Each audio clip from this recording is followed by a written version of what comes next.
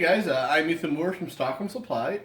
Had a customer come into the shop named Greg, and he has it was an intake manifold off his old classic car that he wants to know how he can sand. Now, if you guys are familiar with a wire wheel will be an option, but the dangerous thing with a wire wheel on aluminum, if you're using a brass wire wheel, you have potential. Anytime you use a wire wheel, you have potential to leave whatever material that wire wheel is made of left over in the aluminum. So if it's brass, you might get some greenish stain in it. If it's steel, you get that corrosion potentially from the residue of that wire wheel. So one very common use for the sanding mops that a lot of you guys may not be aware of is actually sanding aluminum, because it is sandpaper, it's abrasive.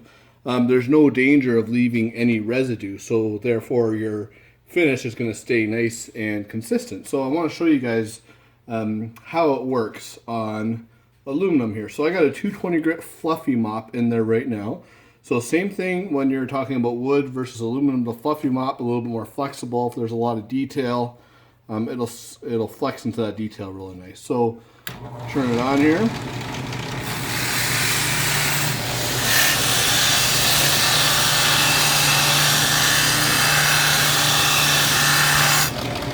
So you can see what I'm doing there. It'll get down to that corner real nice.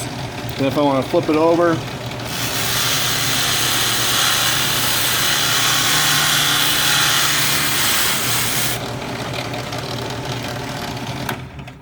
so that's the kind of finish that you're left with there. So it'll do a real nice job of polishing aluminum. Now I should probably have a little bit more aggressive of a mop to start with, so I can get rid of that kind of whitish corrosion on there. But yeah, that gives you an idea anyway. So if anyone else has any questions, you can email me at info@stockholmsupply.com or just comment on this video. And if you want to see future videos, please subscribe. Thank you.